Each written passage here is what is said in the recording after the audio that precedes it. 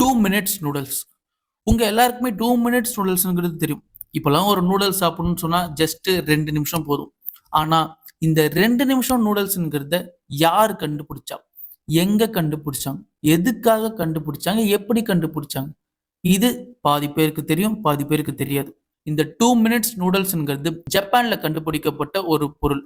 இது ஏன் கண்டுபிடிச்சாங்க? 1945 இரண்டாம் உலகப் போர்ல ஜப்பான் தோத்துருச்சு. ஜப்பான் தோத்ததுக்கு அப்புறமா அது ஒன்றும் ஒரு நார்மலான நாடா இல்ல. அங்க அந்த ஹிரோஷிமா, நாகசாக்கி பாம்பிங்ஸ்லாம் உங்களுக்கு தெரியும். அந்த இன்சிடென்ட்ஸ்க்கு அப்புறமா ஜப்பான் வந்து ரொம்பவே கஷ்டப்பட்டுன்னு இருந்த ஒரு நாடு. அந்த சமயத்துல சாப்பாட்டுக்கே வழி இல்லாத பஞ்சத்துல அடிபட்டு இருந்தாங்க ஜப்பான் மக்கள்லாம். ஜப்பான்ல அவங்க மேஜரா சாப்பிடக்கூடிய ஒரு சாப்பாடு நூடுல்ஸ். ஆனா அந்த நூடுல்ஸ்க்கே அவங்க வழி இல்லாததான் இருந்தாங்க. கொஞ்ச நாளைக்கு முன்னாடி இந்தியாவுல சிலிண்டர் ப்ராப்ளம்னு ஒன்று இருந்துச்சு. அதாவது அரிசி இருக்குது, காய்கறி இருக்குது, எல்லாமே இருக்குது. ஆனா கேஸ் இல்ல. அந்த கேஸ் இல்லாத எல்லா ஹோட்டல்லையும் சாப்பாடு வரைய ஏத்துனாங்க. இது எல்லாமே உங்களுக்கு தெரியும். ஸோ அப்போ அந்த டைம்ல ஜப்பான்ல கேஸ் மட்டும் இல்ல, பேசிக்கா சமையலுக்கு தேவையான பொருட்கள் எதுவுமே அங்க அவைலபிள் இல்ல. எல்லாமே லிமிட்டட் சப்ளைல தான் இருந்துச்சு. நீங்க அப்போ ஜப்பான்ல பாத்தீங்கன்னா எல்லா இடத்துலயும் கியூ நிக்கும், கும்பல் நிக்கும். எது? ஒரு பவுல் நூடுல்ஸ்க்காக. அந்த நூடுல்ஸே இப்போ 100 பேர் கியூல நிக்கிறாங்கன்னா 30 பேருக்கு தான்ப்பா இருக்குதுன்னு சொல்லிட்டு தான் எல்லா கடையிலயும் போர்டு வச்சிருப்பாங்க. இப்படி கஷ்டப்பட்டிருந்தாங்க ஜப்பான் மக்கள்லாம் அந்த டைம்ல. அப்போ இதெல்லாம் ஒருத்தர் பார்த்துருந்தார். அவர் யாருன்னா மொமோஃபுகு ஆண்டோன்ங்கிற ஒரு பிசினஸ்மேன். அவரை பத்தி சிம்பிளா சொல்லணும்னா உங்களுக்கு எத்தனை பேருக்கு அவரை பத்தி தெரியும்னு தெரியல. நிசின் ஃபுட் ப்ராடக்ட்ஸ்ன்னு சொல்லிட்டு ஒரு கம்பெனி ஒன்று இருக்குது. ஒரு ஃபுட் ப்ராடக்ட் கம்பெனி. அந்த கம்பெனியோட ஃபவுண்டர் அவர் தான். இன்னும் சிம்பிளா சொல்லணும்னா கப் நூடுல்ஸ் கேள்விப்பட்டிருக்கிறீங்களா? அதோட ஃபவுண்டர் அவர் தான். அதை கண்டுபிடிச்சவரே அவர் தான். சரி, இப்போ நம்ம டைரக்டா கப் நூடுல்ஸ்க்கு போவேணாம். முதல்ல இங்க இருந்து ஆரம்பிக்கிறோம். இப்போ இந்த இரண்டாம் உலக போருக்கு அப்புறமா இந்த மாதிரி மக்கள் கஷ்டப்பட்டு இருந்தாங்க. இதெல்லாம் இவர் பாக்குறாரு. ஆனா அப்போ அவரு பல வகையான பிசினஸ் எல்லாம் பண்ணியிருந்தார். அந்த டைம்ல அவருக்கு ஒரு ஐடியா ஒன்று வந்துச்சு. இப்படி மக்கள்லாம் இப்போ திடீர்னு இப்போ இப்படி ப்ராப்ளம்னால சாப்பாடுக்கே கஷ்டப்பட்டு எல்லா இடத்துலயும் இப்படி கியூல நிக்கிறாங்களே, இவங்க கிட்ட வீட்லயே ரெடியா சாப்பாடுலாம் இருந்துச்சுன்னா, நூடுல்ஸ்ங்கிறது வீட்டுல இருக்குது ரெடியா. ஜஸ்ட் ஒரு 2 நிமிஷம் 5 நிமிஷத்துல சுட தண்ணி ஊத்தி ரெடி பண்ணா எப்படி இருக்கும்ங்கிற ஒரு கற்பனை இருந்துச்சு அவருக்கு. ஆனா அவர் அதெல்லாம் எக்ஸிக்யூட் பண்ணல. ஏன்னா அவருக்கு அப்பவே 1008 வேலை இருந்துச்சு. அதனால அவர் எதுவுமே பண்ணல. இது ஒரு பார்ட் முடிஞ்சு போச்சு. இப்போ இதுல இருந்து என்ன ஆகுதுன்னா, சில வருடங்கள் கழிச்சு அவரோட பிசினஸ் ஃபெயிலியர் ஆகுது. இப்போ நம்ம வருமானத்துக்கு என்ன பண்ண போறோம்? நம்ம வாழ்க்கை எதை நோக்கி போகுதுங்கிற ஒரு நிலைமையில அவர் இருக்கும்போது, அவருக்கு ஒரு ஐடியா ஒண்ணு வருது. இந்த நூடுல்ஸ்ங்கிறது செய்யறதுக்கு ரொம்ப நேரம் ஆகும். இப்போ மக்கள் கையில இருந்து டக்குன்னு ஒரு சுட தண்ணி ஊத்தி ஒரு 2 நிமிஷம் 5 நிமிஷத்துல செஞ்சா எப்படி இருக்கும்ங்கிற ஒரு ஐடியா முதல்ல அவர் யோசனை பண்ணி வச்சிருந்தார். இப்போ இத ஏன் நம்ம புதுசா ஒரு பிசினஸ் ஆரம்பிக்க கூடாது? இத பேஸ் பண்ணின்னு சொல்லிட்டு அவருக்கு ஒரு ஐடியா வருது.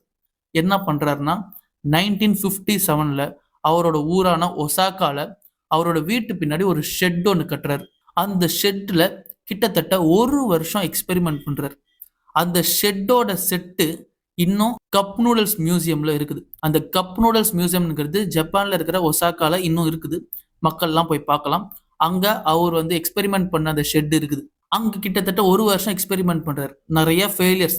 திரும்ப திரும்ப திரும்ப திரும்ப எக்ஸ்பெரிமெண்ட் பண்ணி ஒரு சொல்யூஷன் ஒன்று கண்டுபிடிக்கிறார். அவர் கண்டுபிடிச்ச நூடுல்ஸை ஒரு ஆள் கிட்ட கொடுத்தா அவங்க அதை பிரிச்சு ஒரு பவுல்ல போட்டு சுட தண்ணி ஊத்தி ஜஸ்ட் 2 நிமிஷம் வெயிட் பண்ணா போதும். டைரக்டா அதை சாப்பிட்டுடலாம். அதை எடுத்து குக் பண்ணணும், அதில் காய்கறி போடணும், கறி போடணும் அப்படிலாம் அவசியமே கிடையாது. இப்படி ஒரு கண்டுபிடிப்பு கண்டுபிடிக்கிறார். சரி, இது எப்படி சாத்தியம்னு நீங்க கேட்டீங்கன்னா, அவரோட டெக்னாலஜி என்னன்னா, நார்மலா மாவு மூலயமா நூடுல்ஸ் செய்வோம். நூடுல்ஸ் செஞ்சு அதை சுட தண்ணியில போட்டு கொதிக்க வைப்போம். அது நல்லா பாயில் ஆயிட்டோன்னே சாஃப்ட் ஆயிடும். அது எப்படி சாஃப்ட் ஆகுது? அதாவது மாவு மூலயமா செய்யற நூடுல்ஸை தண்ணியில போட்டு கொதிக்க வைக்கும் போது உள்ள அந்த தண்ணி இறங்குது. உள்ள அது தண்ணி இறங்குறதுனால அது வெந்து அந்த சாஃப்ட் டெக்ஸ்சர் கொடுக்குது. இப்போ இவர் என்ன பண்றாருன்னா, இப்போ குக் பண்ணிட்டார்ல, குக் பண்ணி அந்த சாஃப்டா இருக்கிற நூடுல்ஸ் அதை எடுத்து கொதிக்கிற எண்ணெயில போட்டு வறுக்கிறார். ஏன் கொதிக்கிற எண்ணெயில போட்டு வறுக்கிறாருன்னு சொன்னா, கொதிக்கிற எண்ணெய் மூலயமா அந்த ஹீட் உள்ள டிரான்ஸ்ஃபர் ஆகும். உள்ள ஹீட் டிரான்ஸ்ஃபர் ஆகும்போது இப்போ நூடுல்ஸ்குள்ள தண்ணி இருக்குதுல்ல, அது ஆவியாய் வெளியில வரும். அதாவது இது பேரு டீஹைட்ரேஷன்னு சொல்லிட்டு சொல்லுவாங்க. டீஹைட்ரேஷன்னா உள்ள இருக்கிற அந்த வாட்டர் கண்டென்ட், அந்த ஈரப்பதத்தை வெளியில கொண்டு வர்றது. இப்போ இந்த எண்ணெயில வறுக்கிறது மூலயமா இந்த ஹீட் உள்ள டிரான்ஸ்ஃபர் ஆகி தண்ணி வெளியில ஆவியா வருது. தண்ணி ஆவியா வெளியில வந்துட்டோடனே ஒரு ரஃப் டெக்ஸ்சர் ஆயிடுது. உள்ள அந்த நூடுல்ஸ்க்குள்ள ஒரு சின்ன சின்ன கேப் ஃபார்ம் ஆயிடுது. இப்போ அதை ஸ்டோர் பண்ணி வச்சுக்கணும். இதை ஸ்டோர் பண்ணி வச்சுக்கிறதுக்கு அப்புறமா இப்போ நம்மளுக்கு எப்போ பசிக்குதோ ஒன்றும் இல்லை, அந்த ஸ்டோர் பண்ணி வச்சிருக்கிறத எப்போ வேணாலும் எடுத்து அதுல சுட தண்ணியை ஊற்றி ஒரு 2 நிமிஷம் வெயிட் பண்ணா போதும். இப்போ உள்ள ஆல்ரெடி கேப்பா ஃபார்ம் ஆகி ரெடியா இருக்குது. இப்போ சுட தண்ணியை ஊத்துனதுக்கு அப்புறமா அந்த சுட தண்ணி உள்ள இருக்கிற கேப்பை ஃபில் பண்ணி அந்த 2 நிமிஷத்துல உங்களுக்கு அந்த சாஃப்ட் டெக்ஸ்சர் மறுபடியும் வந்துடும். இது பேர் ஹைட்ரேஷன். டீஹைட்ரேஷன், ஹைட்ரேஷன் இந்த 2 மெத்தடை வச்சு தான் இவர் இந்த 2 மினிட்ஸ் இன்ஸ்டன்ட் நூடுல்ஸை கண்டுபிடிக்கிறார். கடைசியில் 1958 ஆகஸ்ட் 25 உலகத்தோட ஃபர்ஸ்ட் சிக்கன் ராமன்கிற 2 நிமிஷம் இன்ஸ்டன்ட் நூடுல்ஸை கண்டுபிடிக்கிறார். நீங்கெல்லாம் கேட்கலாம், எதுக்கு சிக்கன் ராமன் கண்டுபிடிச்சாரு, நார்மலான ஒரு நூடுல்ஸை கண்டுபிடிக்கலாம்லன்னு சொல்லிட்டு. இவரோட கான்செப்ட் என்ன, அதாவது 2வது உலக போர் முடியும் போதே என்ன கான்செப்ட்னா, மக்கள் ரொம்ப நேரமா கியூல நிக்கிறாங்க, பசியில எல்லாம் ரொம்ப கஷ்டப்பட்டு இருக்கிறாங்கிறது அதுதான் அவரோட மெயின் பாயிண்டே. டைம் ஆக்கவே கூடாது, டக்குன்னு எடுத்தோமா செஞ்சோமா 2 நிமிஷத்துல சாப்பிட்டுடணும்.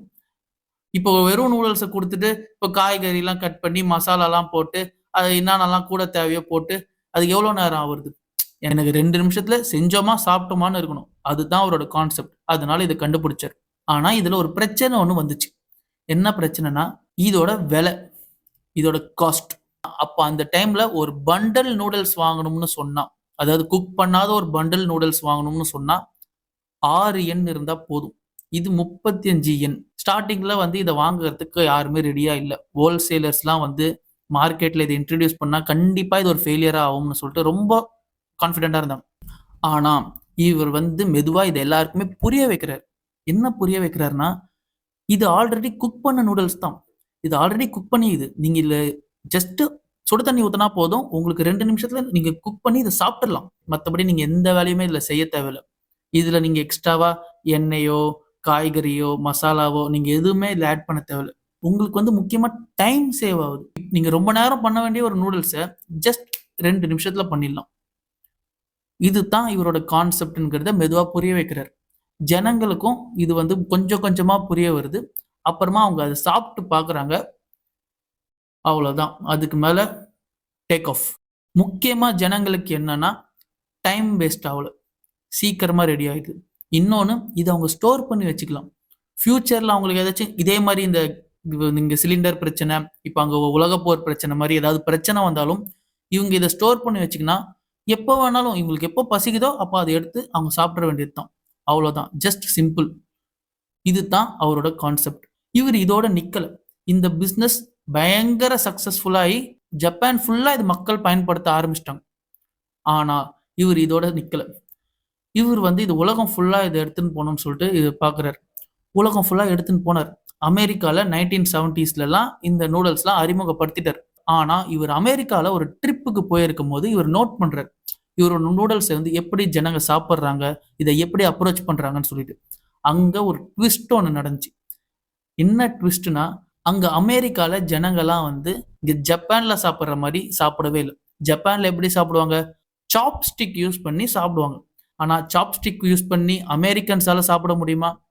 சாப்பிட முடியாது. இவங்க அந்த பேக்கெட்டை பிரிச்சு சின்ன சின்ன பீசஸா இது பண்ணி ஃபோர்க் ஸ்பூனை வச்சு சாப்பிட்றாங்க. இந்த மாதிரி சில டிஃப்ரென்சஸ்லாம் தெரியுது அவர் ஜப்பான்ல சாப்பிட்றதுக்கும் அமெரிக்கா மக்கள் சாப்பிட்றதுக்கும். இப்போ அவர் என்ன பண்றாருன்னா, இதை ஒரு டிரான்ஸ்போர்ட்டபிள் ஃபுட்டா மாற்றணுங்கிறது தான் இவரோட அடுத்த டார்கெட். டிரான்ஸ்போர்ட்டபிள் ஃபுட்னா என்ன, அதாவது மக்கள் எந்த இடத்துல இருந்தாலும் சரி, வீட்டில் இருந்தாலும் சரி, வெளியில இருந்தாலும் சரி, வாக்கிங்ல இருந்தாலும் சரி, இந்த நூடுல்ஸை சாப்பிடணும். இதுக்கு அவர் என்ன பண்றாருன்னு சொன்னா, கப் நூடுல்ஸ்ங்கிறது கண்டுபிடிக்கிறார். ஆனா அந்த கப்ல ஒரு பிரச்சனை இருந்துச்சு. எல்லாருமே கேட்டது, இப்போ பவுல்ல சுட தண்ணி ஊத்துனா எல்லா இடத்துலயுமே கீழே மேல சைட்ல எல்லா இடத்துலயுமே அந்த தண்ணி பரவிடும். இப்போ கப்ல தண்ணி ஊத்துனா அடிப்பகுதியில எப்படி தண்ணி ரீச் ஆகும்? ஓகே, இல்ல அடியில நூடுல்ஸ் இருக்கிறதுனால அங்க முன்னாடியே ஸ்டாப் ஆயிடாதான்னு சொல்லிட்டு எல்லாருமே கேட்குறாங்க. அதுக்கு இவர் ஒரு சின்ன ஒரு சேஞ்ச் ஒன்று பண்ணார். அந்த நூடுல்ஸ் பிளாக் இருக்குதுல்ல, அது அடிப்பகுதி வரைக்கும் அவர் அதை வைக்கவே இல்லை. கொஞ்சம் அடியில கொஞ்சம் கேப் விட்டு தான் அந்த கப் நூடுல்ஸ்ல நூடுல்ஸ் இருக்கும். ஏன்னா உள்ள தண்ணி ஸ்டோர் ஆகி அந்த அடியில தண்ணி நிற்கும். அந்த உள்ள இருக்கிற தண்ணி மூலியமா அது அப்சர்வ் பண்ணும்.